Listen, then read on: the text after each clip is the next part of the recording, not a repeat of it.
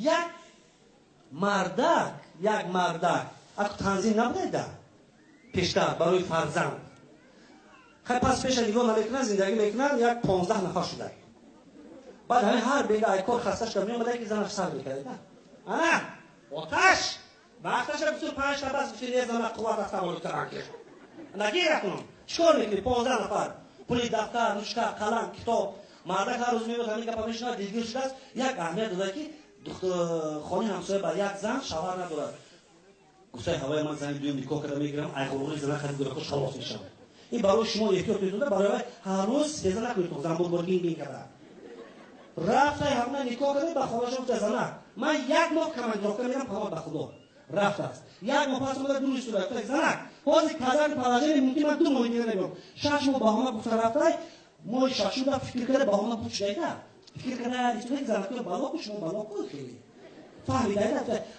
مردک چی کار میخواد شما چی پرابلم داره یعنی چی گپ زنیته یک خانم برو وردیم اگر کدوم مردک دو زن داشته باشه یک زن شد بعد چی هم شما که کشمی این زن گفته تو دیوانه نی 35 سال حیات من است که من میکشمی 10 تا گلک سگره میموند 12 تا چیکار میکنیم دیگه دست خیلی گپ نیست زن گفته گوش کن من نغمام داماد تو فهمیدم یک بار دیگه اثر دیوال پر با کزر نبرم و دختر همسایه کش پیش من بیو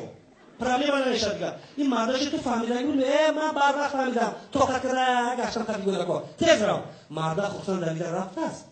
اونجا بودم کشی خونه همسایه این زن 18 داره باز میبیاد باز میبینه نیم ساعت یک ساعت اشو درک نیست 3 ساعت اشو درک نیست تا بیو ببینم که چیکار خدیر کرد بیچاره زن که ساعت 2 شب واسه دیوار پرید گذاشت خونه تو که جیم یگم کس نکشته یک اهمیت داره نوربون هست نه پایان داموندگی بود بالا موندگی بود شوهر منم بالا هر جا باشد در بالای بام کشته شده میرسون نفهمم گفته بیا بینم بچه شوی خودم بعد جگرم تر شود گفته زور زده بالای بام برو اومده بیند که حقیقتا یک شوهرش زن دیگه کشته نیست اونجا کشته نیست تو ای میگویی بزه کشته نیست تاجیکی یا نامزن بیلو عشق اشرت بویسو بیوسی او تو شکر نمیزن شما الان که فهم تو چیکار رسیده اونجا این زنه دیده پیر خری شد بریزه 6 ماه گم بدی آکشتنش که همی خیلی بود اول خود من نکشتی ببایی رکشی تو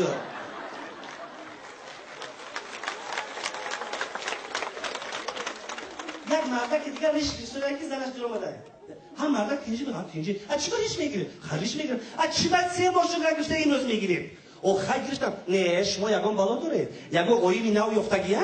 نه آخی چی کرد رئیس ما گفت که ای پگارش کرد نبیم برای هوای میگیرم مایلش رئیستان گفته باشد دردی بخیر مایلش گیرید نیک خدا نکنه یکان اویوی گفته باشد بنزین خریفته پشر میکنم مردک بیچاره ریش رگشته کارخانه رفته تو بگه فکر که این موضوع خونه رو هم زنم به چه فهمونم که ای باورش نبروم مثلا خیالم نکردم یا اون قایی من نیفتم نگاهش دیگه لکدیل جگر او خوردگی بای با بگه خونه با آمدش تنگ زنش آمده بی ها آمدم خوراک میخوره میگه که نمی مردک بیچاره میدونست که میبخشه من از زنش ملایم خلوق یا روز خوراک من 2 روز دیگه فراموش میکند تو زگر هم دو یک خود باشه با جنگ شده خوبش اكو ای بالا هزار